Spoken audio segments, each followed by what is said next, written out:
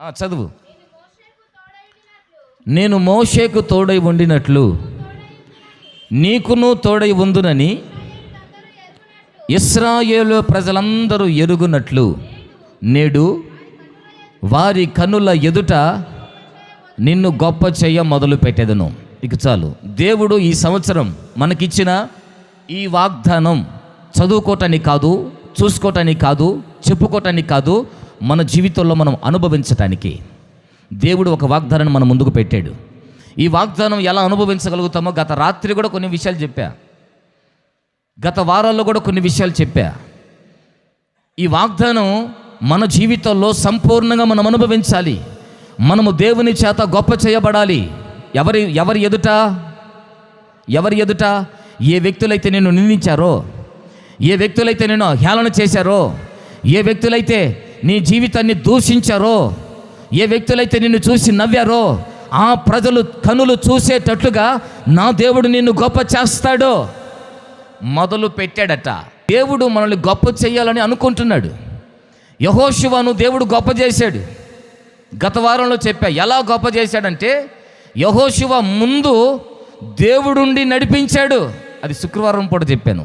అతని ముందు దేవుడుండి అతనికి విరోధంగా ఉన్న ప్రతి కార్యాన్ని అణచివేసి అతన్ని గొప్ప చేయటం మొదలు పెట్టాడట.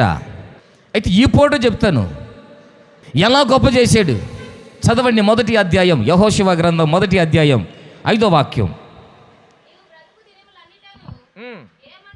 నీ బ్రతుకు దినములన్నిట ఏ మనుష్యుడు నీ ఎదుట నిలవలేక ఉండును. నేను మోషేకు తోడై ఉండినట్లు నీకును నేను తోడై ఉన్నాను. దేవునికి స్తోత్రం చెప్పండి. హల్లెలూయా. యెహోషువను దేవుడు గొప్ప చేయటం ప్రారంభించాడు. ఎట్లా చేసావయ్యా యెహోషువను గొప్ప చేయటం అని ఎలా ప్రారంభించావు అని అంటే, ఇప్పుడు ప్రభు అంటాడు, నీ బ్రతుకు దినములన్నిట ఏ మనుషుడు నీ ఎదుట నిలబడో,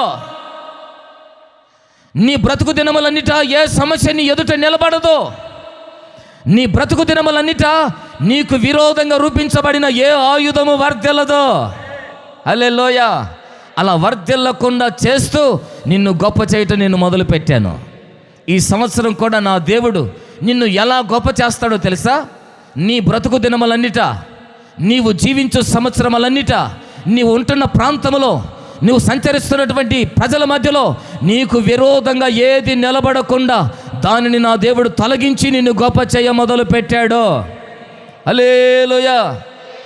ఆయన మోషేకు ఎలాగైతే తోడుగా ఉన్నాడో నీకు కూడా తోడుగా ఉండి నీ ఎదుట ఏ సమస్య నిలబడకుండా, నీ ఎదుట ఏ రోగం నిలబడకుండా, నీ ఎదుట ఏ అప్పు నిలబడకుండా, నీ ఎదుట ఏ తెగులు నిలబడకుండా, నీ ఎదుట ఏ దరిద్రత నిలబడకుండా నా దేవుడు వాటన్నింటిని తొలగించి నిన్ను ఈ సంవత్సరం నా దేవుడు గొప్ప చెయ్యును గాక. దేవునికి స్తోత్రం. యెహోషువ భయపడుతున్నాడు. ఎందుకో? ఇశ్రాయేలు ప్రజలను నడిపించటం ఎలాగో ఇతనికి తెలీదు. వారిని ఎలా నడిపించాలో ఆ సామర్థ్యం లేదు. తన ముందుండి నడిపించింది ఇప్పటి వరకు మోషే. ఆ నాయకత్వం నాకు తెలియదే, ఎలా సమాధానం చెప్పాలి ప్రజలకు, ఎలా నడిపించాలి, ఎలా వారికి బోధించాలి, ఎలాంటి మార్గాల్లో వారిని తీసుకువెళ్ళాలి తెలియక సతమతం అయిపోతున్నటువంటి దినాలలో అప్పుడు దేవుడు అతని దగ్గరికి వచ్చి అతనితో చెబుతున్న మాట ఇదే, యెహోషువ భయపడబాకు, భయపడద్దు. నేను మోషేకు ఎలాగైతే తోడున్నానో నీకు కూడా తోడుంటాను. నిన్ను నేను గొప్ప చేస్తాను. ఎలాగయ్యా?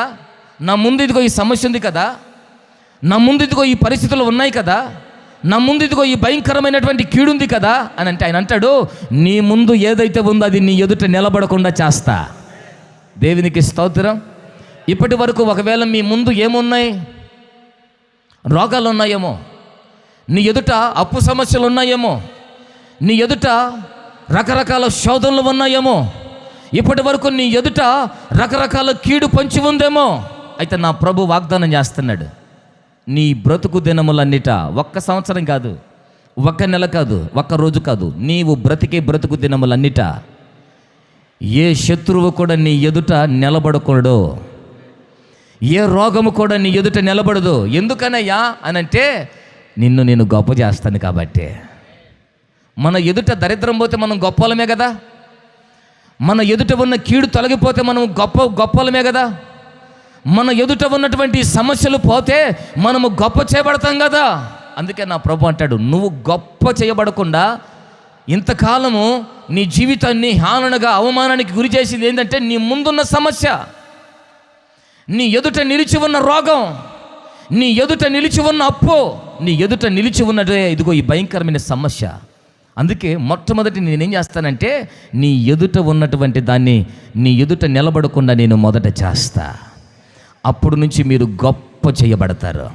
దేవునికి స్తోత్రం. ఇలా నేను కూడా నా దేవుని సన్నిధిలో గొప్ప చేయబడాలని ఎంతమందికి ఆశ ఉందండి? నా ఎదుట ఉన్న సమస్యలు నిలబడకుండా పోవాలి. నా ఎదుట ఉన్నటువంటి రోగాలు, ఇబ్బందులు, అప్పులు, ఒడిదుడుకులు ఇవన్నీ నా ఎదుట నిలబడకూడదు. నా దేవుని ద్వారా నేను గొప్ప చేయబడాలి అని ఆశించేవారు ఒకసారి గట్టిగా లేలు ఏం చెప్తారా? హల్లెలూయ.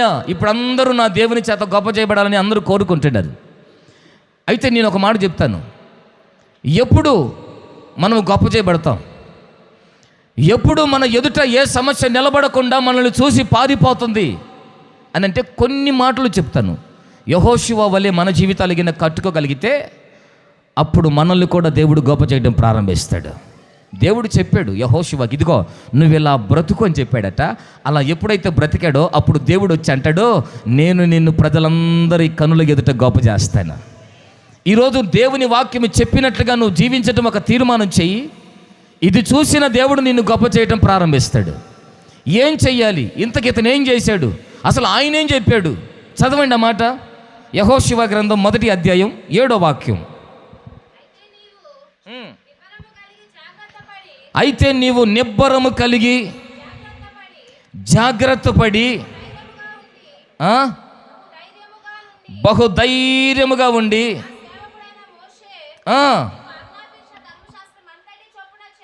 ఇక చాలు. దేవునికి స్తోత్రం కలుగునుగాక.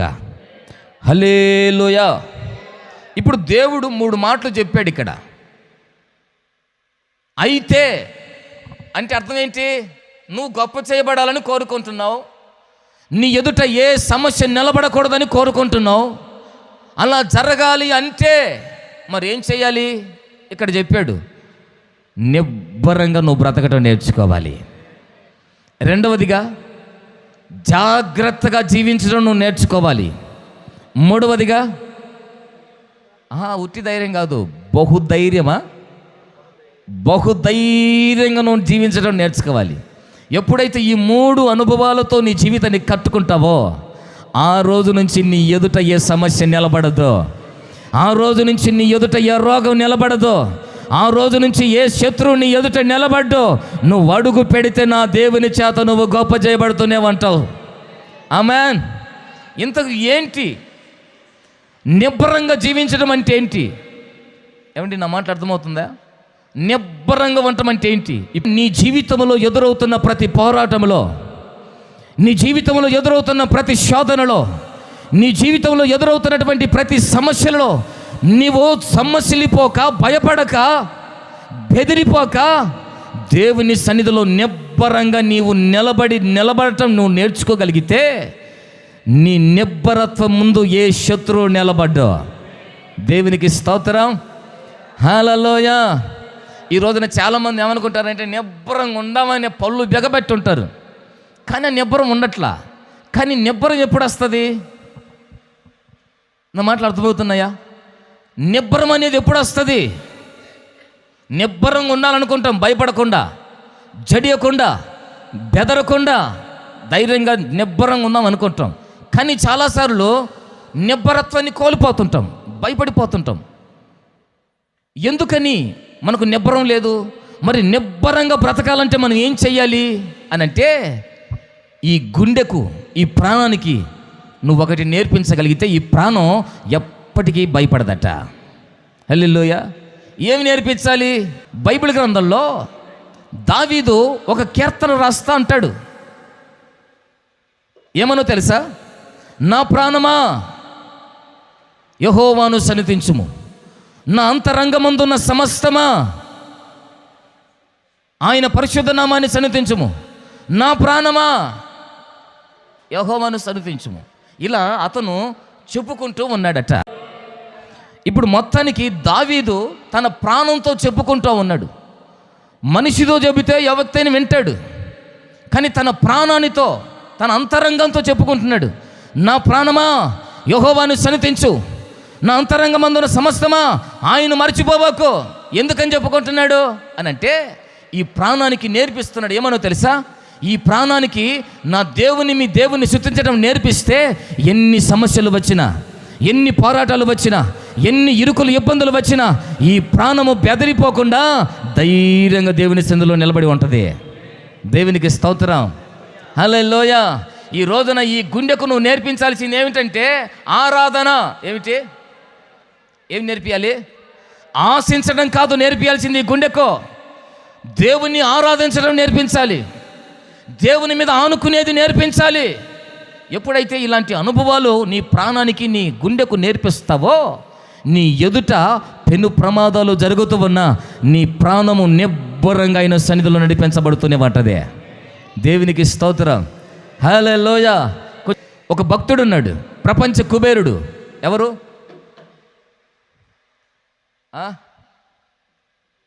టాటా బిర్లా వాళ్ళు కాదు, ప్రపంచ కుబేరుడు ఒక ఆయన ఉండు బైబిల్లో. ఆయన పేరు యోబు. ఈ ప్రపంచ కుబేరుడు ఏమైందంటే ఒకటే రోజుకు దిక్కులేనోడైపోయాడు. అంత పోయింది, పిల్లలు చచ్చిపోయారు, గొడ్లు పోయిన, ఆస్తి అంతా పోయింది. అంతటితో మాత్రమే కాక శరీరంలో భయంకరమైన వ్యాధి తన జీవితం నిలుబడి చేస్తుంది. ఈ వ్యాధి చేత నింపబడుతూ ఈ వ్యాధి కూడా ఏం చేసిందంటే తన శరీరాన్ని తినేసిందట. పురుగులు, కురుపులతోటి తన శరీరం కూడా తినేసింది. అంత అయిపోయిన క్షణాల్లో తన భార్య వచ్చి అంటది, ఇంకా ఎంతకాలము దేవుడు నీతి అని పలుకుతావు, దేవుణ్ణి దూషించే సావో అంటే. తన స్థితి అంత దూరం పోయిందంటే ఇక ఏ ఆధారం లేదు. ఏమండి, బయట చూస్తే బయట అందరూ హేళనగా మాట్లాడుతున్నారు, కనీసం ఇంట్లోనన్నా ఒక ఆదరణ ఉంటుందేమో అనుకుంటే కట్టుకున్న మనిషి కూడా దూషిస్తూ ఉంది. ఇక సావో, నీతో పల్లెకపోతున్నావు, చచ్చిపోతే నా దారి నేను చూసుకుంటాను అన్నట్టుగా మాట్లాడుతుంది. ఆ క్షణాల్లో కూడా యోబు ఏమంటాడు తెలుసా? పిచ్చిది మాట్లాడినట్టు మాట్లాడతావు ఏంటమ్మే, మరి ఎట్ట మాట్లాడమంటావు? దేవుని చేత కీడని అనుభవించేది మేలు అనుభవించలేమా? ఎంత ప్రశాంతంగా మాట్లాడుతున్నాడు, ఎంత కూల్గా మాట్లాడుతున్నాడు. ఏమండి, నా మాట అర్థమవుతున్నాయా? అదే మీ కుటుంబాల్లో ఏదైనా ఒక చిన్న సమస్య జరిగితే మీరు మాట్లాడగలుగుతారా? నా మాట అర్థమవుతున్నాయా? చిన్న సమస్య రాగలిగితే అప్పుడు మీరేమంటారు? దేవుడి చేత ఆశీర్వాదమేనా, ఈ సమస్య కూడా అనుభవిద్దాం అంటారా? యేసుప్రభు దగ్గరికి పోతే ఏందిరా మనకి ఎట్టయిందే, దేవుడు మాకు అన్యాయం చేశాడు. ఈరోజు గుర్తుపెట్టుకోండి, భూమి మీద ఈ పరమందైనా ఇహమందైనా మనిషికి అన్యాయం చెయ్యని వాడు అంటూ ఉంటే అది మన ఆరాధన చేసే మన ప్రభు అయిన యేసుక్రీస్తు. హల్లెలూయా. ఆఖరికి నిన్ను కన్న తల్లి అయినా నిన్ను అన్యాయం చేస్తుంది, ఆఖరికి నిన్ను కన్న తండ్రి అయినా నిన్ను అన్యాయం చేస్తాడు. నీ తోడబుట్టిన వారైనా, నీ రక్త సంబంధికుడైనా ఒకవేళ నీకు ద్రోహం చెయ్యొచ్చు. నువ్వు ఆరాధన చేస్తున్న నీ దేవుడున్నాడే, ఆయన అన్యాయం చేయటం అసంభవం.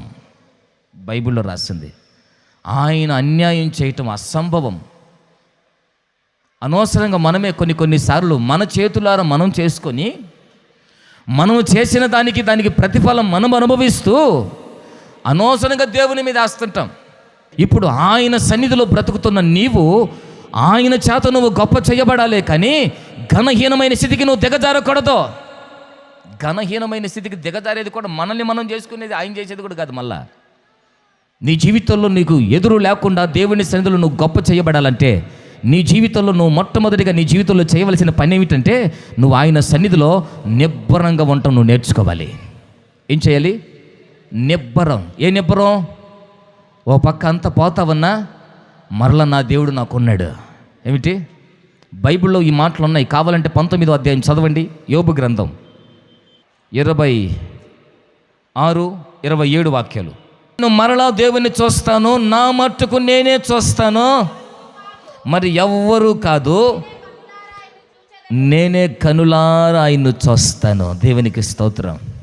అక్కడ ఒక మర్మవిక్తమైనటువంటి ఒక మాట చెప్పాడు యోబు. ఏమిటి చెప్పనా? ఈ శరీరం ఇలాగే చీకిపోయినా మరలా నేను ఈ శరీరంతోనే చూస్తాను అంటాడు. అక్కడ పుట్టినట్లో 2వ నెంబర్ రాసింది. అంటే అర్థం ఏంటి? ఒకవేళ ఈ శరీరం పైన మహిమ శరీరంతో నా దేవుని నేను చూస్తాను.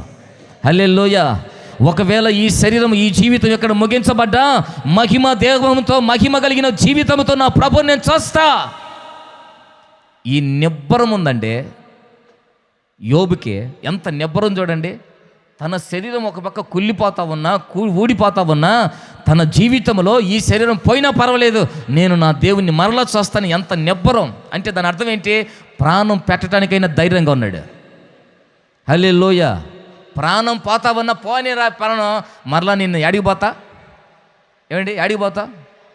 దేవుని కడిగి పోతా. ఎంత నిబ్బరం చూడండి. ఒకసారి ఆలోచించేయండి. క్షేమ చిటుక్కుమంటేనే మన జీవితంలో ఏడుంది నిబ్బరం?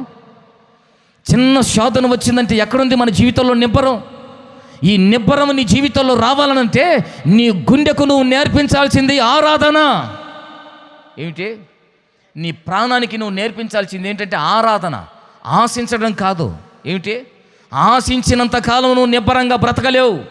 ఏంటిది ఆశించేది? మందిరానికి పోయి ప్రార్థన చేస్తే రోగం బాధిలే. విశ్వాసం ఉండాలి కానీ ఆశించకూడదు. నా మాట అర్థమవుతున్నాయా? హల్లెలూయా. ఆదివారం ఆరాధన పైన మరి దేవుడు ఏదైనా చేయాలిగా. బాప్తిసం తీసుకున్నా మరి దేవుడు ఏదో కార్యం చేయాలిగా. మందిరానికి వెళ్తా ఉన్నా మరి దేవుడు ఏదో ఒక మేలు చేయాలిగా అని ఎదురు చూసేది ఏమిటంటే ఆశించే భక్తి. నా దేవుడు ఏది చేసినా చెయ్యకపోయినా నా దేవుని కొరకే నేను బ్రతుకుతా, నా దేవుణ్ణి నేను ఆరాధన చేస్తా. ఇది ఆరాధించే భక్తి. ఈరోజు మన గుండెకు, మన ప్రాణానికి మనం నేర్పించాలి. ఆశించొద్దు, దేవుని దగ్గరికి ఆశించొద్దు. దేవుని దగ్గరికి వచ్చి, అయ్యా ఈ బ్రతుకు మట్టుకు నిన్ను స్తుతిస్తూ నేను చచ్చిపోతానయ్యా. నువ్వు మేలు చేసినా మేలు చెయ్యకపోయినా నా స్తుతి నీ కొరకే, నా కొరకు కాదు. నేను అంటాను, గుండెల్లో మీరు రాసి పెట్టుకోండి. ఈ సంవత్సరం ఈ తీర్మానంతో మీరు నడిపించబడగలిగితే నీ ఎదుట ఏ శత్రువు నిలబడటానికి దమ్ము సరిపోదా. ఏ రోగం నిలబడదు. భయపడిపోతాయి రోగాలు కూడా. ఇది లేకనే మన జీవితంలో ప్రతిదానికి మనం భయపడి దేవుని దగ్గర నుంచి ఆ ఉన్నతమైనటువంటి మేలు అనుభవించలేక మనం పోతా ఉన్నాం. దేవునికి స్తోత్రం. హల్లెలూయా. మీకు కొన్ని వాక్యాలు బైబిల్లో కూడా చూపించాను. బైబిల్ గ్రంథంలో నయోమి, రూతు వీళ్ళ చరిత్ర మీకు బాగా తెలిసిందే. బెత్లెహేము నుంచి మోయాబు వెళ్ళిపోయిందట. ఎవరు? నయోమి. అక్కడేదో సంపాదిద్దామని అంత దూరం పోయి అక్కడ కొడుకులకు పెళ్ళిళ్ళు చేసింది. కొంతకాలం బాగానే ఉంది. ఈలోపు ఏమైందో ఏమో తెలియదు. ఆ ఊర్లోకి ఒకవేళ చైనా వైరస్ కానీ వచ్చిందేమో నాకు తెలిసి. ఏంటి ఈ చైనా వాళ్ళకి ఏం పని ఉండదు, ఎప్పుడు ఏదో ఒక రోగాన్ని పంపిస్తూనే ఉంటారు దేశాల మీదకి. హల్లెలూయా. అలాగా నాకు తెలిసి ఆ రోజుల్లో ఒకవేళ ఏదో ఒక రోగం వచ్చి ఆ కుటుంబం మీద ఏలుబడి చేస్తే ఆ కుటుంబంలో ఉన్న 3 మగవారు చచ్చిపోయారు. తన భర్త చచ్చిపోయాడు, 2 కొడుకులు కూడా చచ్చిపోయారు. ఇక మిగిలినంతా విధవరాలు అయిపోయారు. ఆ సమయాల్లో కూడా ఈ నయోమి ఎక్కడికి వెళ్తుందో తెలుసా? బెత్లెహేమునికి వెళ్తా ఉందట. బెత్లెహేం అంటే అర్థం ఏంటి? స్తుతించే స్థలం, రొట్టెలి ఇల్లు, దేవుని మందిరానికి వెళ్తా ఉంది ఆరాధించడానికి. నేను అంటాను, కుటుంబంలో అంతమంది చచ్చిపోతే ఇంకా ఆరాధన అంటావేంటి? ఏమండి నా మాట అర్థమవుతుందా? వాళ్ళ కోడళ్ళు 2 ఉన్నారు. ఒక కోడలేమో సగం దూరం వచ్చింది మొత్తానికైతే సగం దూరం వచ్చి ఆమె అంటది, ఇంకా యాడికిలమ్మ నాతో వస్తారు, ఇక శుభ్రంగా మీకు వయసు ఉంది, మరలా పెళ్లి చేసుకొని మరలా ఎంజాయ్ చేయపోయినంటే ఈ పెద్ద కోడలు అనుకుంటా వార్ప, అబ్బా నా అత్త బంగారం అని చెప్పి ముద్దు పెట్టుకొని పోయిందట. ఏం చేసింది? ముద్దు పెట్టుకొని ఇలాంటి అత్తలు ఉంటే దేశం ఇంకెంత బాగుంటుందో అనుకో మొత్తానికి వెళ్ళిపోయింది. హల్లెలూయా. ఇప్పుడు 2 ఆమె ఉంది, రూతు. ఆమె కూడా ఉంది, ఏమ్మా నువ్వు నా ఎమ్మటే వస్తావు ఏంటి, నువ్వు కూడా ఏదో ఒకటి చూసుకొని శుభ్రంగా నీ బ్రతికేదో నువ్వు బ్రతుకుపో అంటే ఆ రూతు నయోములో ఏం చూస్తుందో తెలుసా? పిరికితనాన్ని చూడట్లా, నష్టపోయిన తనాన్ని చూడట్లా, ఓడిపోయిన తనాన్ని చూడట్లా. ఇన్ని మరణాలు తన కుటుంబంలో జరిగినా ఇంకా నిబ్బరం కలిగి నువ్వు బ్రతికి దేవుని మందిరానికి పోతున్నావు చూసావా, ఆ నిబ్బరం నాకు కావాలి. హల్లెలూయా, హల్లెలూయా. ఆ దేవుడు నాకు కావాలి అని చెప్పి నయోమిని వెంబడిస్తా దేవుని మందిరానికి వెళ్ళిందట. దేవునికి స్తోత్రం. ఎప్పుడైతే దేవుని మందిరానికి వచ్చిందో తన పాత జీవితం ఒకవేళ ఎలా ఉన్నా తర్వాత జీవితం ఎలా మారిందో తెలుసా? దేవుడు ఆమెను గొప్ప చేయటం మొదలుపెట్టాడు. హల్లెలూయా. ఎట్లా మొదలుపెట్టాడు తెలుసా? ఆ రూతులో నుంచే యేసుక్రీస్తు భూమి మీదకి వచ్చాడట. ఎంత గొప్పతనం అండి! ఎంత గొప్ప చేశాడు రూతుని. కారణం ఏంటి? రూతు సుఖభోగాలను ఆశించలా, ధనాన్ని ఆశించలా, ఆశించే భక్తి చేయలా, ఆరాధించే భక్తి చేసింది. అందుకే నేను అంటాను, ఈ నూతన సంవత్సరంలో ఆశించే భక్తి విడిచిపెడదాం, ఆరాధించే భక్తి చేద్దాం. హల్లెలూయా. ఎప్పుడైతే ఆరాధించే భక్తి నీ జీవితంలో ఉంటుందో నా దేవుడు నిన్ను నిబ్బరంగా నిలబెడతాడు. ఈ యెహోషువ కూడా ఏది ఆశించలా, ఆరాధించుకుంటూ వెళ్ళేవాడు. అందుకే ఈ యెహోషువకి ఎంత నిబ్బరమో తెలుసా? ఇంతవరకు మా ముందు నడిపించబడినటువంటి నాయకుడు సముద్రాన్ని కొడితే పాయలైంది. అరణ్యములో ఇశ్రాయేలు ప్రజలకు ఆకాశం నుంచి మన్నా వస్తే తినిపించాడు. బండను కొడితే నీళ్ళు వచ్చాయి. అది ఆయన నిబ్బరం. కానీ నా నిబ్బరం ఏంటో తెలుసా? నేను కాలు పెడితే యోర్దాను కూడా ఎనుక్కు పారిపోద్ది. ఈ నిబ్బరం నాకుందంటాడు. హల్లెలూయా. నేను కాలు పెడితే ఎరికో గోడలు కుప్పకూలిపోతాయి. ఇది నా నిబ్బరం అంటాడు. కొంచెం ఆలోచన చేయండి. యెహోషువ జీవితంలో దేవుడు గొప్ప చేయడానికి గల కారణం ఏమిటంటే అతని జీవితంలో నిబ్బరంగా బ్రతకగలిగిన నేర్చుకున్నాడు. నిబ్బరం. ఏది తన ఎదుట నిలబడ్డా భయపడేవాడు కాదు, కృంగిపోయేవాడు కాదు. సమస్య వెళ్ళిపోయి దేవుడికి ఎందుకులే, ప్రార్థన ఎందుకులే, ఇక దేవుని సన్నిధిలో బ్రతకడం ఎందుకులేని విడిచిపెట్టి వెళ్ళిపోయినాడు కాదు.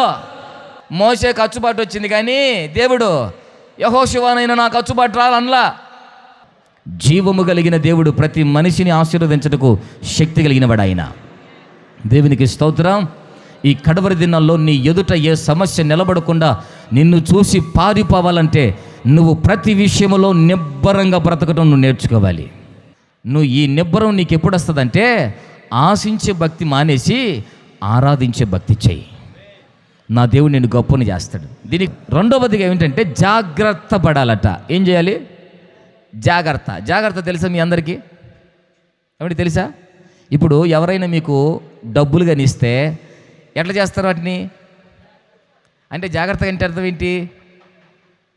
దొంగల చేతుల్లో పడకుండా, పోగొట్టుకోకుండా దాన్ని భద్రంగా కాపాడే దాన్ని ఏమంటారంటే జాగ్రత్త అంటారు. ఇప్పుడు ప్రభు కూడా అంటాడు, నీ ఎదుట ఏ సమస్య నిలబడకుండా తొలగిపోవాలంటే నువ్వు జాగ్రత్తగా ఉండాలి. దేని విషయంలో జాగ్రత్త? మనకు అన్నిట్లో జాగ్రత్త ఉంటుంది కానీ దైవ సంబంధమైన దాంట్లో మనకు జాగ్రత్త ఉండదు. దేంట్లో జాగ్రత్త ఉండాలో చెప్తాను. బైబిల్లో యోసేపు ఉన్నాడు. ఈ యోసేపు తండ్రి బాగా ప్రేమించేవాడట. అందరి అన్నల కంటే యోసేపును తండ్రి బాగా ప్రేమించేవాడు. అందుకే తండ్రికి ఉన్న దాంట్లో ఒక మంచి చొక్కా నిలువుటంగి కుట్టించి ఈ యోసేపుకి ఇచ్చాడట. ఈ యోసేపును ఎప్పుడైతే తండ్రి ప్రేమించడం ప్రారంభించాడో మిగిలిన అన్నలందరికీ వ్యసనం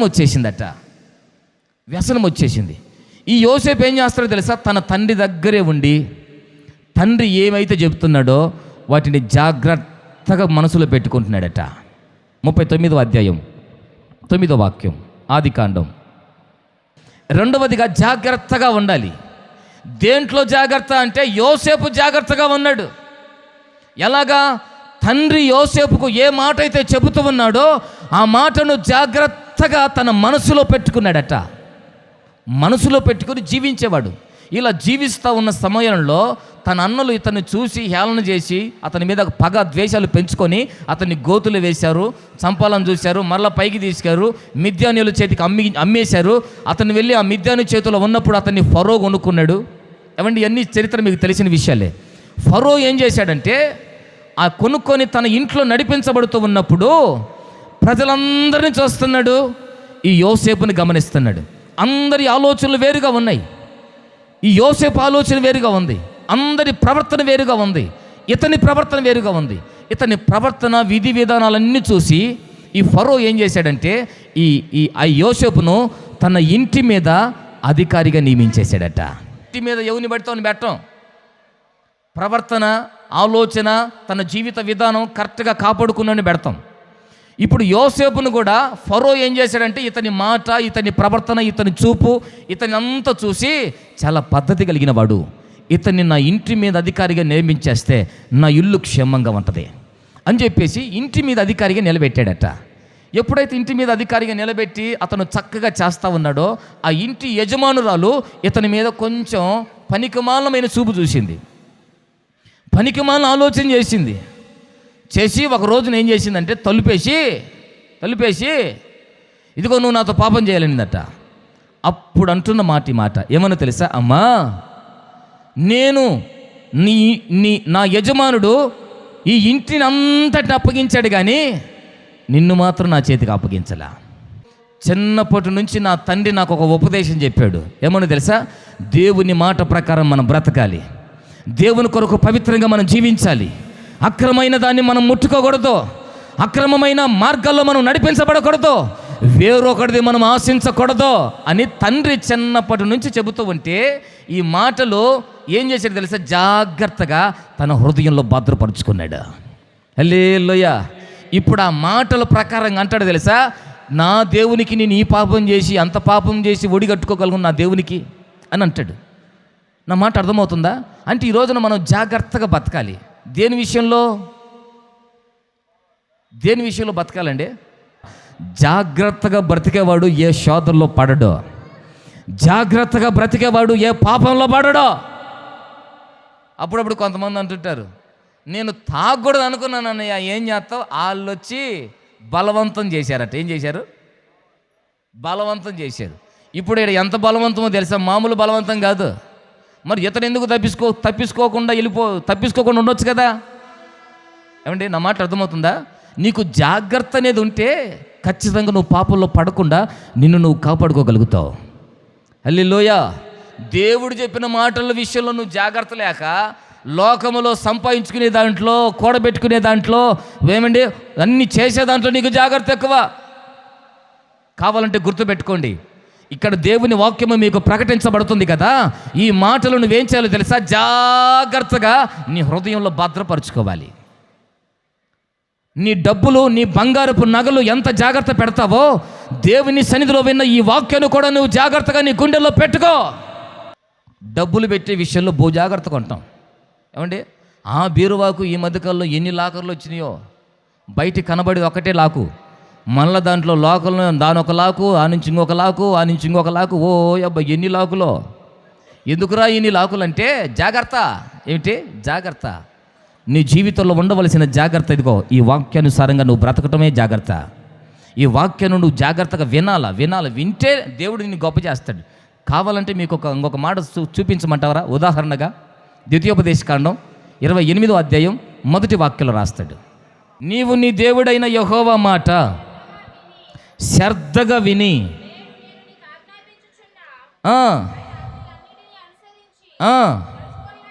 నడుచుకొనిన ఎడల నీ దేవుడైన యెహోవా భూమి మీద ఉన్న సమస్త జనములందరికంటే నిన్ను హెచ్చించి నిన్ను గొప్ప చేయటం మొదలు పెడతాడు. హల్లెలూయా. ఎప్పుడు? ఆయన చెప్పిన మాటలు శ్రద్ధగా విన్నప్పుడు. శ్రద్ధ అంటే అర్థం ఏంటి? జాగ్రత్తగా అండి. నా మాటలు అర్థమవుతున్నాయా? మీకు వాక్యం చూపించే చెప్తున్నాను, కట్టుకథలు చెప్పట్లా, లేకపోతే లేనిది ఉన్నట్టుగా పలకట్లే. ఇక్కడ వాక్యాన్ని చూపించి మీకు ప్రకటన చేస్తున్నాం.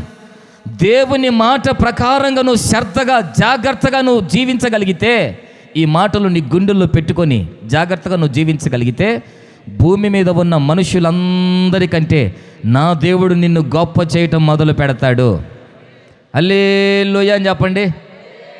హల్లెలూయా. కానీ మనకి దీని మీద ఏడుంటుంది శ్రద్ధ? దాని మీద ఉంటుంది. సంపాదించే విషయంలో బో శ్రద్ధ ఉంటుంది, ఇంకొకరితో పోటీ పడే విషయంలో బో శ్రద్ధ, మామూలు శ్రద్ధ కాదు.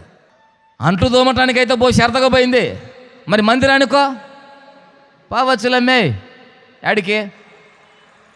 సినిమాకు మాత్రం బో శ్రద్ధ, సీరియల్ దగ్గర కూర్చునే దాంట్లో బో శ్రద్ధ, మరి దేవుని మందిరానికి వచ్చే దాంట్లో నీకు శ్రద్ధ ఉందా?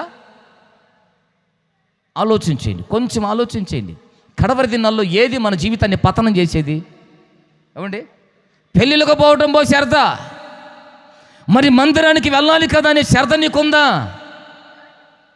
ఆదివారం బాగపోతే బాగోదులే అన్నట్టుగానే వస్తున్నావు, కానీ దేవుని మందిరానికి శుక్రవారం రోజు ఉపవాస ప్రార్థన జరుగుతుందే, మరి ఆ మందిరంలో నేను కూడా మోకరించి ప్రార్థన చేయాలన్న శ్రద్ధ నీకుందా? శనివారం రోజు శుద్ధీకరణ కూడిక జరుగుతుంది కదా, ఆ మందిరంలోకి వెళ్ళి కాస్త ప్రార్థన చేసుకుంటే నాలో ఉన్న దరిద్రం బాధి కదా అనే శ్రద్ధ నీకుందా? ఏమండి, ఆలోచించేయండి.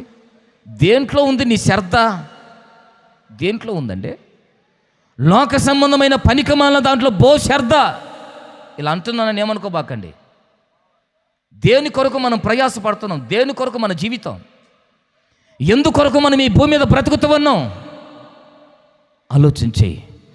ఒక దేవుని బిడ్డ చేయవలసిన మార్గాల్లో నడిపించబడకపోతే అతని జీవితాల్లో నష్టాలు పాలయ్యే ప్రమాదాలు ఉన్నాయి.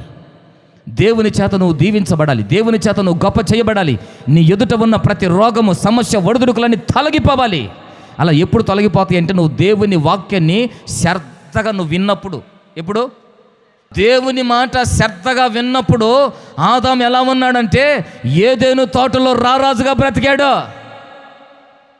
సింహానికి పేరు పెడుతున్నాడు. ఇది సింహం అంటే అది సింహమే. ఇంకో దానికి ఇది పందిరా అంటే అది పందే, ఇది కుక్క అంటే అది కుక్కే, ఇది నక్క అంటే అది నక్కే. ఆదాము ఏ పేరు పెడితే ఆ పేరే జంతువులకు ఉంది. నా మాట అర్థమవుతుందా? హల్లెలూయా. సింహం ఎదుట కూడా నిలవబడి దాన్ని సాధు చేయగలిగిన ఆ గొప్పతనంలో ఉన్నాడు ఆదాము. ఎప్పుడైతే దేవుని మాట శ్రద్ధగా వినకుండా వదిలిపెట్టాడో, ఇప్పుడు అదే సింహము దగ్గరకు వస్తూ ఉంటే భయపడి పారిపోతా ఉన్నాడు. నా మాటలు అర్థమవుతున్నాయి. కొంచెం ఆలోచించేయండి. దేవుడు ఆదామును ఏదెను తోటలో గొప్పగా నిలబెడితే ఆ గొప్పతనాన్ని పోగొట్టుకొని చెమట ఓడ్చి మట్టి పని చేసుకుంటున్నాడు యోధోను బయటికి పోయి. ఎందుకయ్యా ఆ గొప్పతనంలో నుంచి ఎందుకు నువ్వు బయటపడ్డావు? ఆ గొప్ప స్థితిలో నుంచి ఎందుకు, పనికిమాలిన స్థితిలోనికి ఎందుకు వచ్చావు అని అంటే ఒక్కటే, దేవుని మాట శ్రద్ధగా వినలా. శ్రద్ధగా విన్నోడైతే పాము వచ్చి చెప్పినప్పుడు ఎందుకు వింటాడు? అవునండి, అవునా కదా? ఈ రకంగా గొంతులు పోయేటట్టు చెప్పి, ఈ రకంగా అరుత్తా నీకు ఇన్ని మాటలు చెబుతూ ఉంటే శ్రద్ధగా ఈ మాటలు వింటే నువ్వు మరల లోకంలోనికి వెళ్ళి ఎవడో పనికిమాలినోడు చెప్పిన మాట ఎందుకు వింటావు? అర్థమవుతుందా? నువ్వు ఇక్కడ దైవ సేవకుడు చెప్పిన మాట నువ్వు శ్రద్ధగా వింటే, దేవుడు చెప్పిన మాట నువ్వు శ్రద్ధగా వింటే మనల లోకంలోకి ఎంది, మనలో ఎవడో కులాచారంలో ఎవడో ఒక మాట చెప్పాడని ఆ కులాచారంలో ఎందుకు మాట్లాడతావు? ఆలోచించేయి. నా దేవుని మాట ఇట్లా చెప్పింది కదా అని ఆ మాట ప్రకారంగా నువ్వు జీవిస్తావు. నువ్వు శ్రద్ధగా వింటే, శ్రద్ధగా నీ జీవితాన్ని కట్టుకుంటే, జాగ్రత్తగా నువ్వు నడిపించబడే వ్యక్తివి అయితే. ఇప్పుడు ఎందుకు ఏడో ఒకటి విని లోకంలో ఇంకొకటి చేస్తున్నావు అంటే శ్రద్ధ లేదు, జాగ్రత్త లేదు. ఏముందులే పాస్టర్లు అన్నాక వాళ్ళు చెప్పుకుంటూ పోతుంటారు, వాళ్ళు చెప్పే డ్యూటీ మంది. ఏమండి, మంది ఇనే డ్యూటీ అంతే. ఎన్నమా ఇదిలు ఇచ్చినమా సెలగో అంటే వెళ్ళిపోయినామా, ఇంతేనా? నేను కొంచెం కఠినంగా చెప్తాను, ఏమనుకోబాకండి. ఎందుకనంటే మన జీవితాలు మార్పు చెందాలి. హల్లెలూయా, హల్లెలూయా. దేని విషయంలో నువ్వు జాగ్రత్తగా బ్రతుకుతున్నావు? అన్నిట్లో జాగ్రత్త ఉంది నీకు, కానీ ఈ ఒక్క విషయంలో ఎందుకు నీకు జాగ్రత్త లేదు? దేవుడు చెప్పాడు కదా, ఆది కాండం నుంచి ప్రకటన గ్రంథం దాకా నా దేవుడు చెప్పిన మాట ఒకటే, ఈ గ్రంథంలో రాసిన ప్రతి మాటను నువ్వు జాగ్రత్తగా పాటించాలి. అదే చెప్పాడు. యెహోషువకు కూడా చెప్పాడు 8వ వాక్యంలో. అదేనాక చదువు, మళ్ళీ ఒకసారి చదువు. అయితే ఈ ధర్మశాస్త్రంలో రాయబడిన మాటలను నువ్వు బోధింపక తప్పిపోకూడదు. వాటన్నిటి ప్రకారం చేయుటకు అదుగో నువ్వు జాగ్రత్త పడాలి. ఒక్కరోజు కాదు, దివారాత్రములు జాగ్రత్త పడాలి. ఈ జాగ్రత్త కావాలి మనకి, ఈ జాగ్రత్త కావాలి నీకు. ఈ జాగ్రత్త ఉంటే లోకంలో నువ్వు దేనికి భయపడవు. ఈ జాగ్రత్త ఉంటే చాలు, నీ ఎదురు నిలబడే దమ్ము ఏ శత్రువుకు ఉండదో. జాగ్రత్తగా ఉన్నావా? దేంట్లో ఉన్నావు జాగ్రత్త? అమ్మో చక్కెర తింటే షుగర్ ఎక్కువైద్దిరే, జాగ్రత్త. దీంట్లో ఉంది జాగ్రత్త. కొంచెం ఉప్పు తింటే బీపీ ఎక్కువైపోయింది, జాగ్రత్త. ఏమంటే నా మాటలు అర్థమవుతున్నాయా? కొంచెం మసాలా తింటే గ్యాస్ ట్రబుల్, అందుకే నేను జాగ్రత్తగా ఉంటా కదా. తినే తిండిలో జాగ్రత్త ఉంది, కట్టే బట్టలో జాగ్రత్త ఉంది, వెళ్ళే మార్గంలో జాగ్రత్త ఉంది. కానీ దేవుని కొరకు బ్రతికే విషయంలో నీకు జాగ్రత్త అవసరం లేదా? అవసరం లేదా? కొంచెం ఆలోచించేయి. కడవరి దినాల్లో కొంచెం నువ్వు జాగ్రత్తగా దేవుని వాక్యాన్ని విని జాగ్రత్తగా నువ్వు అలా నడిపించబడే వ్యక్తివైతే నువ్వు చెరసాల్లో ఉన్నా సరే దేశానికి రాజు అయిపోతావు. ఆమేన్. ఈ యోసేపు తండ్రి మాట ఎప్పుడైతే జాగ్రత్తగా విని నడిపించబడుతున్నాడో, ఇప్పుడు ఆమె ఉంది కదా, ఎవరు ఏందాక బలవంతం చేసిన ఆమె మొత్తానికి లేనిపోయిన మాటలు చెప్పి భర్తకి చెరసాల్లో నొక్కేసింది, చెరసాల్లో వేసింది. కానీ చెరసాల్లో ఉన్నటువంటి యోసేపు మరల తర్వాత ఎలా మారాడు తెలుసా? అప్పటిదాకా ఇంటి మీద అధికారి, తర్వాత దేశం మీద అధికారి అయిపోయాడు. హల్లెలూయా. తన ఎదుట ఏ సమస్య నిలబడలేకుండా పోతా ఉంది. ఏ చెరసాల్లో తన ఎదుట నిలబడట్లేదో, ఏ సంఖ్యలు అతన్ని బంధించలేకపోతున్నాయి, ఏ రోగం అతన్ని బంధించలేకపోతుంది. కారణం, అతడు దేవుని మాట ప్రకారంగా జాగ్రత్తగా జీవించగలిగిన వాడు. ఈ రోజున నువ్వు దేవుని మాట ప్రకారంగా జాగ్రత్త జీవించే వ్యక్తివైతే నీ ఎదుట ఏ సమస్య నిలబడదు. మూడో మాట ఏమిటంటే, బైబిల్లో రాసిన మాట బహుధైర్యంగా ఉండాలి. ఏమిటి? బహుధైర్యంగా ఉండాలి. మూడోదిగా మనం ధైర్యంగా ఉండాలి. ఈ ధైర్యం ఎప్పుడు వస్తుంది? నీకు ఇందాక చెప్పాను, నిబ్బరంగా ఉండాలని మనం అనుకుంటున్నాం, కానీ నిబ్బరంగా ఉండట్లా. కానీ నిబ్బరం రావాలంటే ఏం చేయాలో కూడా చెప్పాను మీకు. కానీ ఇప్పుడు దేవుడు అంటాడు, నువ్వు బహుధైర్యంగా ఉంటేనే, మామూలు ధైర్యం కాదు, బహుధైర్యం. ఈ బహుధైర్యం ఎప్పుడు వస్తుంది? బైబిల్ గ్రంథంలో దావీదు ఉన్నాడు. ఈ దావీదు ఎంత వాడంటే బాలుడు అని రాస్తూనే ఉంది బైబిల్. ఇంకా బాలుడు. ఒక పక్క ఇశ్రాయేలు ప్రజల ఎదుట గొలియాత్ అనే ఒక వ్యక్తి నిలవబడి సవాల్ చేస్తున్నాడు. ఏయ్, మీలో ఎవరైనా ఉంటే, ఎవరు? మీలో ఎవరైనా ఉంటే రండి చంపుకోండి అంటున్నాడట. ఏమిటి? మీలో ఎవరైనా ఉంటే నాతో యుద్ధం చేయమంటంలా, మీలో ఎవరైనా ఉంటే నన్ను వచ్చి చంపుకోండి అంటున్నాడు. అంటే అర్థం ఏంటి? సావటానికి మనోడికి దమ్ముంది, కానీ మనోళ్ళు చంపటానికి చేత కావట్లా. ఇశ్రాయేలు ప్రజల్లో దావీదు అన్నలు ఉన్నారు, యుద్ధ ప్రవీణులు, యుద్ధ వీరులు ఉన్నారు, సైనికులు ఉన్నారు. ఒక్కడికి కూడా ధైర్యం సరిపోట్లా ఆ గొలియాతుతో పోరాడటానికి. ఆ మధ్యలోనికి వచ్చాడంట ఈ దావీదు వచ్చి ఒకసారి ఆ పరిస్థితిని అంతా కొంచెం గమనించాడు. అక్కడ కొన్ని విషయాలు రాసి ఉన్నాయి. ఆయన చంపిస్తే నాకేమెత్తామని మొత్తానికి కొన్ని ఆఫర్లు కూడా వచ్చాయి. రాజుగారు కూతురు ఇచ్చి పెళ్లి చేస్తారన్నారట. మొత్తానికి చాలా జరిగాయి, అవన్నీ తర్వాత విషయం. కానీ ఈ దావీదు మాత్రం గొలియాతు వైపు ధైర్యంగా వెళ్తున్నాడు. హల్లెలూయా. అతను వెళతా ఉంటే శత్రువు కూడా భయం పుట్టింది. ఏందిరా నాయనా, నువ్వు చూస్తే 3 అడుగులే ఉన్నావు, బాలుడివి, నేనేమన్నా కుక్కననుకున్నావా? నేనేమన్నా నక్కననుకున్నావా? విలువలేని వాడిని అనుకున్నావా? నువ్వు ఇంత ధైర్యంగా వస్తున్నావు అని చెప్పేసి శత్రువు కూడా భయపడ్డాడు. మొత్తానికి దావీదు వెళ్ళాడు, గొలియాతును చంపాడు, తలకై తీసేసి వచ్చాడు. హల్లెలూయా. అయితే ఇక్కడ జరిగిన విషయం ఏంటంటే, దావీదుకు ఇంత ధైర్యం యానించి వచ్చింది. అది నేను చెప్పాలనుకున్న మాట. ఇంత ధైర్యం యానించి వచ్చింది. ఏమంటే నా మాటలు అర్థమవుతున్నాయా? మనకి ఇంత కులబలం ఉన్నా, ఇంత డబ్బుల బలం ఉన్నా, ఇంత మనకు బంగారు బలం ఉన్నా, ఏమండి, కానీ కొన్నిసార్లు మనము భయపడిపోతూ ఉంటాం చిన్న విషయాలకే. కానీ ఈ దావీదుకు ఇంత ధైర్యం యానించి వచ్చింది అని అంటే, బైబిల్లో నాకు ఒక మాట కనబడింది. చదవండి, కీర్తనల గ్రంథం 89వ కీర్తన 20వ వాక్యం. దావీదుకు ఎంత ధైర్యం రావడానికి గల కారణం ఏమిటంటే, దావీదు పైన దేవుని అభిషేకం ఉంది. ఇక మనం బైబిల్ గ్రంథంలో చూస్తే, నేను దేనికి భయపన్ను, ఆఖరికి సౌలు చంపుతాడని చెప్పిన సౌలు దగ్గర పోయి కూర్చుంటా ఉన్నాడు. అప్పటికే 4-5 సార్లు చేశాడు అతన్ని చంపే ప్రయత్నం. ఇన్నిసార్లు చంపుతాడని తెలిసినా పోయి సౌలు దగ్గర కూర్చుంటున్నాడు. ఏంట్రబ్బాయి నీ ధైర్యం ఏంటి? ఏమండి, ఏం చూసుకొని నీకెంత ధైర్యం అని అంటే, కులబలం లేదు, అండదళ బలం ఏమీ లేదు. కానీ దావీదుకున్న ధైర్యం ఏమిటంటే, నా మీద సర్వలోకనాథుని అభిషేకం ఉంది.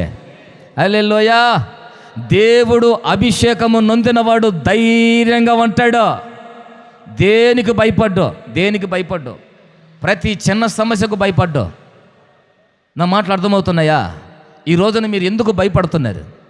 చిన్న రోగానికే, చిన్న సమస్యకే, ఏమండి, చిన్న బలహీనతలకే ఎందుకు మీరు భయపడి పరుగులెత్తి పారిపోతున్నారు? దేవుని మేలు అనుభవించలేక.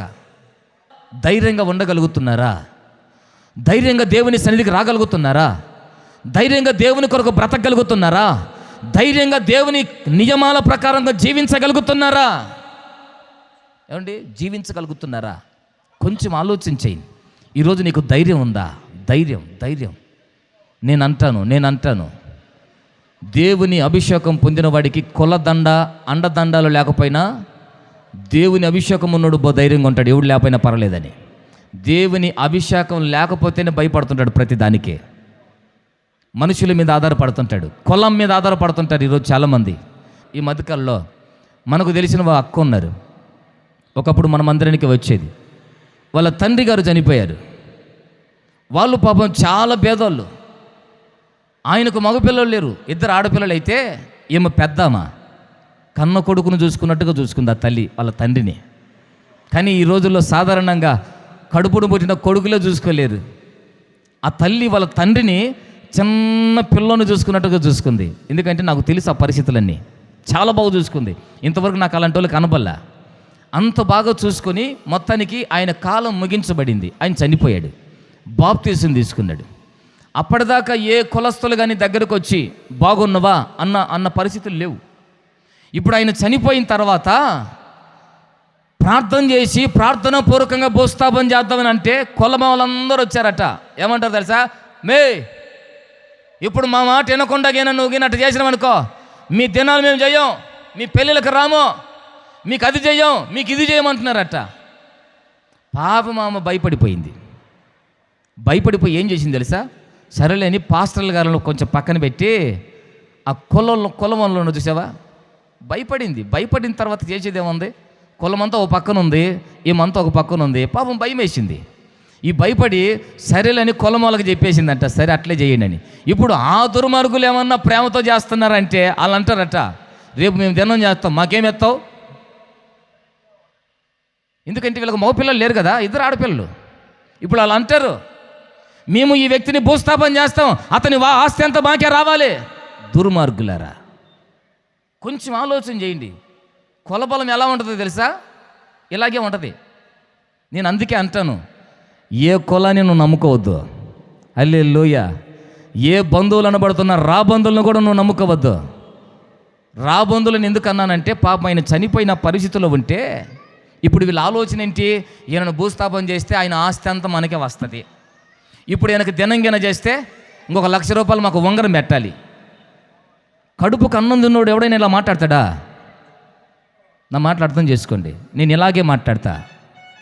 చక్కగా మాట్లాడితే ఈ రోజుల్లో ఎవరు ఆ దైవికమైన ఆలోచనలోకి రావట్లా. హల్లెలూయ. తండ్రి చచ్చిపోయి ఆమె బాధలు ఆమె ఉంటే, మేము అది చేస్తాము ఇది చేస్తాం, మాకేమేస్తావు? అందుకే చచ్చిపోయిన తర్వాత శవం మీద పీక్కు తినేదేంటి? రాబంధువులు. అందుకే నేను అంటా, మన బంధువులు ఎలాంటి వాళ్ళు అంటే రాబంధువులు లాంటి వాళ్ళు. అందుకే బంధువుల మీద నమ్మకం పెట్టుకోవద్దు, రాబంధువుల మీద నమ్మకం పెట్టుకోవద్దు. నువ్వు దేవుని సన్నిధిలో నువ్వు ధైర్యంగా బ్రతకాలి. ఆ ధైర్యం కూడా ఎలా వస్తుందంటే దేవుని అభిషేకం పొందుకున్నప్పుడే వస్తుంది. హల్లెలూయ. దేవుని అభిషేకం పొందుకుంటే నీ కులం నిన్ను నిలేస్తానన్నా నువ్వేమంటావు తెలుసా? మీరు నన్ను నిలేసేది అందరూ, నేను మిమ్మల్ని నిలేస్తాను పండి అని. అలా హల్లెలూయ. కులం కూడేం పెట్టదో, కులం మనల్ని ఆదుకోదు. ఒకవేళ కులం నీ దగ్గరకు వచ్చిందంటే నిన్ను పతనం చేయడానికి తప్ప నిన్ను మేలు కోరి రాదు. కావాలంటే మీ కులాల్లో కొంచెం ఆలోచన చేయండి. మీ కులస్తుల్లో ఎవరైనా నాకంటే వీడు గొప్పోడుగా ఉండాలిరా, అందుకని ఏం చేస్తాను, నా ఉద్యోగం ఇస్తానంటాడా? లేకపోతే నా దగ్గర ఉంది కొంచెం పెడతానంటాడా? ఏమంటాడు? నీ సావు నువ్వు చావు అంటాడు. అదే మన దగ్గర కొంచెం ఉండి కింద కొంచెం డెవలప్ అవుతున్నాం అనుకో, అప్పుడు వస్తాడు. ఎందుకు? నిన్ను పతనం చేయటానికి. కొంచెం బాగుపడి 4 మెతుకులు అన్నం తింటుంటే, ఎందుకురా మన దేవుళ్ళని విడిచిపెట్టి యేసుపేపు కడిగిపోయినావు, యేసుపేపుని నమ్ముకున్నాక నీకేమొచ్చింది అంటే అడు ఉద్దేశం ఏంటి? ఇంకా చావలేదని అర్థం. యేసుపేపు కడిగిపోయినావు, నీకేం పొందావు? యేసుపేపు కడిగిపోయినావు, నీకేం కలిసి వచ్చింది? ఏమండి, యేసు ప్రభు కాడికి రాకమునుపో నీ కులస్తులతోటి నీ గోత్రాలతోటి నువ్వు చేసిన పూజలు చేశాడు కదా, ఆ రోజు భయంకరమైన స్థితిలో ఉన్నప్పుడు ఎందుకు పట్టించుకోవాలి నువ్వు? ఎందుకు పట్టించుకోవాలా? ఇప్పుడు యేసయ్య దగ్గరికి వచ్చి కొంచెం ఆరోగ్యం వచ్చింది, అంత నెమ్మదిగా తినగలుగుతున్నాం. ఇప్పుడు వాళ్ళ ఉద్దేశం ఏంటి? ఈ నెమ్మదిగా కూడా తినకూడదు అనేగా. హల్లెలూయ. అందుకే నేను మీకు చెప్తున్నాను, ఖండితంగా చెప్తున్నాను, నా జీవితంలో నేను అనుభవించా. కులాన్ని మాత్రం ఎప్పుడు నమ్ముకోబాకండి. హల్లెలూయ.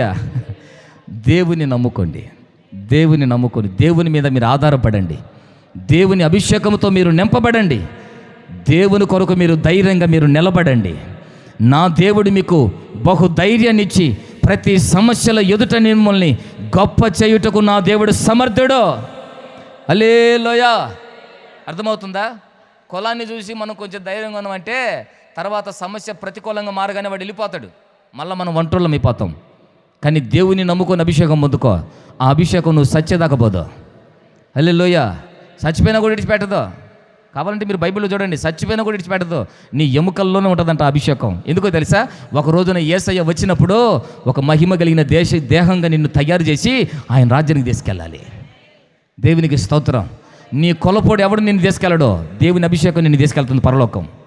దేవుని అభిషేకం నిన్ను నిలబెడుతుంది ఘనంగా, దేవుని అభిషేకం నిన్ను నిలబెడుతుంది ధైర్యంగా. ఎలాగంటే బైబిల్లో నేను చెప్పగలుగుతాను. శిష్యులు ఉన్నారు, యేసు ప్రభు చనిపోయిన తర్వాత భయంతో ఒక గృహంలో కూర్చున్నారు. ఇప్పుడు బయటకు వస్తే చంపేస్తారేమని భయపడిపోతున్నారు. అయితే యేసయ్య వారికి చెప్పిన మాట ఏమిటంటే, మీరు మేడగదిలో కనిపెట్టండి, ఆదరణకర్త మీ వద్దకు వస్తాడు, మీరు అభిషేకము పొందుకొని ఆ తర్వాత మీరు బయలు వెళ్ళండి దేవుడు చెప్పాడు. మొత్తానికి భయంతో ఉపవాసం ఉండి 12 దినాలు మేడగది ఎక్కి ప్రార్థన చేసుకుంటూ ఉన్నారు. ఈ ప్రార్థన చేసుకుంటున్న సమయంలో ఆకాశం తెరవబడింది. హల్లెలూయ. తెరవబడి దేవుని అభిషేకం వారి మీద నింపబడితే ఇప్పుడు ఎలా వస్తున్నా తెలుసా? ధైర్యంగా సమాజంలో అడుగుపెట్టి యేసే నిజ దేవుడు, యేసు అని పేరు ఎత్తితే సంపుతా అంటారు వాళ్ళు.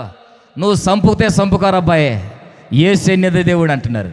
అపోస్తుల కార్యంలో 4వ అధ్యాయం 31వ వాక్యం. ఏంద్రా నిన్నటి దాకా లేదు వీళ్ళకి ఈ ధైర్యం, యా నుంచి వచ్చింది వీళ్ళకి ధైర్యం?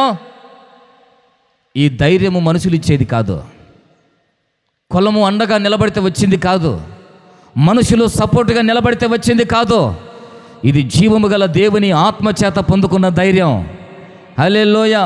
అందుకే నేను అంటాను, ఆత్మచేత నింపబడ్డాడు దేనికి భయపడ్డో? ఒక్క దేవునికి తప్ప. దేనికి? ఒక్క దేవునికి తప్ప లోకంలో దేనికి భయపడ్డో? నేను కూడా అదే అంటాను. ఏ వ్యక్తి ఇద్దరు యజమానులకి బానిసగా బ్రతకలేడు. దేవునికి బానిసగా బ్రతికితే లోకములో చెత్తకు బానిసగా బ్రతకడు. దేవునికి బానిసగా బ్రతకలేనోడే లోకంలో ఉన్న ప్రతి దానికి బానిసగా బతుకుతుంటాడు. హల్లెలూయ. నా మాటలు అర్థమవుతున్నాయా? దేవునికి భయపడనోడే లోకంలో ప్రతి దానికి భయపడతాడు. దేవునికి భయపడేవాడు దేనికి భయపడ్డు. హల్లెలూయ. ఎలా ఉంటారంటే ధైర్యంగా, అతన్ని చూస్తే మౌనంగా కనబడ్డా నోరు తెరిస్తే సింహంలా గర్జిస్తూ ఉంటాడు. దేవునికి స్తోత్రం. బైబిల్లో యెహోషువ కూడా ఇంత ధైర్యం యానించి వచ్చింది. యెహోషువకి ఒక రోజు నిలబడే సూర్యుడు అంటాడే, సూర్యుడా గిబియోనులో నిలిచి ఉండో. చంద్రుడిని ఆజ్ఞాపిస్తున్నాడు, సూర్యుడిని ఆజ్ఞాపిస్తున్నాడు, ప్రకృతిని ఆజ్ఞాపించాడండి. ప్రకృతిని లోబడిపోతుంది. ఏందబ్బా ఇంత ధైర్యం యానించి వచ్చిందంటే బైబిల్లో రాసింది, యెహోషువ దేవుని ఆత్మచేత నింపబడినవాడు. హల్లెలూయ. దేవుని ఆత్మచేత నింపబడితే సృష్టి కూడా నీకు లోబడిద్ది. దేవుని ఆత్మచేత నింపబడితే రోగాలు నీకు లోబడతాయి. దేవుని ఆత్మచేత నింపబడిన వ్యక్తిగా నువ్వు నిలబడితే నీ ఎదుట ఏ వ్యక్తి నిలబడ్డు. హల్లెలూయ. కానీ ఈ రోజులు అన్నీ నిలబడుతున్నాయి మన ముందే. రోగాలు నిలబడుతున్నాయి, దరిద్రం నిలబడుతుంది, సమస్యలు నిలబడుతున్నాయి. ఎందుకనంటే ఈ పక్క నింపబల్లా. ఏం నింపబల్లా? ఆత్మచేత నింపబడాలి. ఏ శత్రువైన నిన్ను చూసి భయపడి వెళ్తారే తప్ప నిన్ను భయపెట్టదు. ఈ రోజున మనం ఏడ భయపెడుతున్నాం? మనం భయపడుతున్నాం. ప్రతి చిన్నదానికి భయమే. నేను అంటాను, భయపడేవాడికి బతుకు లేదు. ఏమిటి? భయపడేవాడికి పరలోకంలో కూడా స్థానం లేదు. కొంచెం ఆలోచన చెయ్యి. ఆత్మచేత నింపబడిన వ్యక్తి ఎదుట ఏది నిలబడదు. అందుకనే దేవుడు అంటాడు యెహోషువతో, యెహోషువ నువ్వేం చేయాలో తెలుసా? జాగ్రత్తగా ఉండాలి. 2 ధైర్యంగా ఉండాలి. 3 నిబ్బరంగా ఉండాలి. ఈ నిబ్బరత్వము, ఈ జాగ్రత్త, ఈ బహుధైర్యం నువ్వు ఎప్పుడైతే పొందుకొని నడిపించబడుతూ ఉంటావో, నా దేవుడు నీ ఎదుట ఏది నిలబడకుండా చేసి నిన్ను గొప్ప చేస్తాడు. ఇలాంటి జీవితం దేవుడు మనందరికీ దయచేయునుగాక.